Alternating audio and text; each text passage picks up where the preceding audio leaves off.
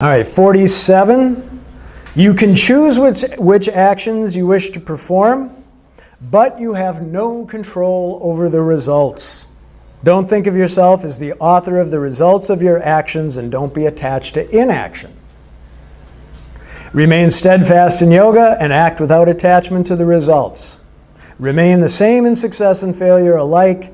This steadiness of mind is called yoga. Specifically, we could say it's called karma yoga. Okay, this is basically there's maybe a couple other verses as well, or he goes into it, but this is the rough outline of what we just went over extensively this morning. You can choose your actions, and in fact, it's wise to do so. Because you're in perpetual action. You're doomed to action. Okay? No, you're gonna have to act. And Swami Dayananda always says, you're gonna have to act, and if you're not acting dharmically, very shortly, adharmic actions will kick in. So occupy yourself with actions that foster your spiritual growth. It doesn't mean you can never have a hot fudge sundae again. It just means, make this a priority. Okay, this has got to be the number one thing. Again, it's not to say that eventually, you won't reach the goal if, as your mumukshutva intensifies, but I mean, ultimately, this is going to have to be the top priority in your life. As long as you still want to play in the game, it's great. I mean, there's nothing wrong with it. It's not like it's bad or less than or anything. It's just that you're going to suffer. If you're sick of suffering, this is going to have to be the top priority because this is the only way out.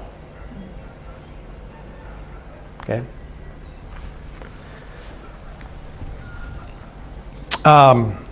Okay, so choose your actions wisely. Use some discretion.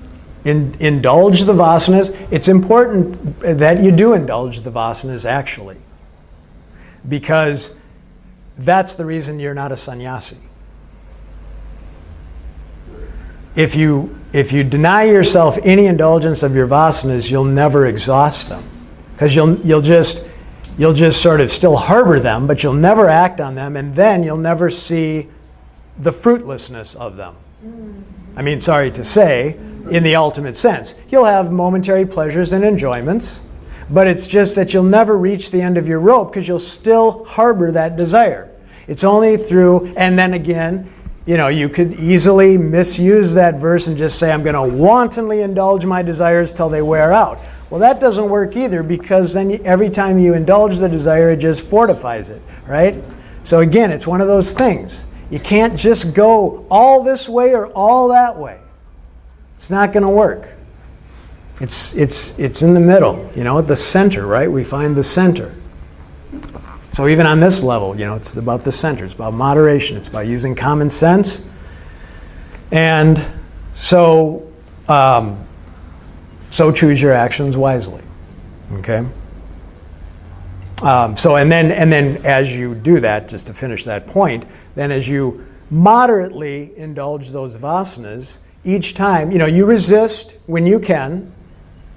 So if the desire comes up and you're able to resist it, then do that. I don't need this now. Maybe sometimes it's even like a little difficult to resist it, but test yourself. I can put up, and that helps because that lets a little more air out of the balloon and you didn't indulge it. But there are certain points in time when it just gets to be a little bit too overwhelming. I just need a break, okay? I just am going to, whatever it is. I don't know. What's the worst thing you could think of? Have a cigarette, who knows, okay? Anyway, and then look at the results. Do it consciously. Rather than just indulging in it as you have in the past, really get into it.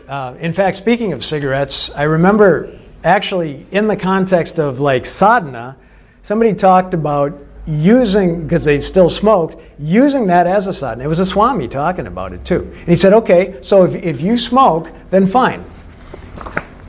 Take a break, sit down in a chair, make a place as if it were almost like a meditation, and then like withdraw from all the activities and everything, and like smoke, and really like inhale, taste it, really, And then really look at the effect it's having on you. Are you really enjoying it? What's the long-term benefit? You know? And in that way, as you know, now obviously that's kind of going to a very extreme, but it might be interesting to try that once, you know, maybe not with cigarettes, but whatever it is that you're indulging in, but at least do so with some degree of mindfulness where you really look at what is the payoff here, what is the actual experience. You know, sometimes there are like, I don't know if you've ever done this, but you know, just like you'll just put something in your mouth and you just chew it, you know, and it's down and you didn't even taste it, you know, or just it was just or like this was another one, kind of interestingly enough. There was a Buddhist monk. No, he may have been a Swami. Anyways, it doesn't matter. But he was you know, an American who had become a Swami. But what his thing was sadhana through cooking and eating, and he had a whole thing about that. But where was I going with that? Anyways, it was along the he said potato chips. Like people have this, you know, they just love junk food.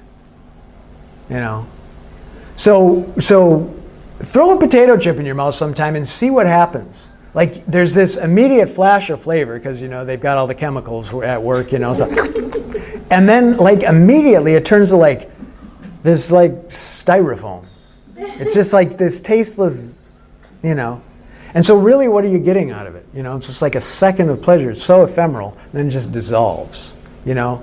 And when you pay attention to that, then you start to see, you know, do I really need this? Might not be more beneficial to have a carrot. Probably wouldn't go that far, but you know. Anyway, you get the point. So again, it's about being mindful. That's again being the master of yourself. That's choosing your actions wisely, and that's how to use them as a sadhana.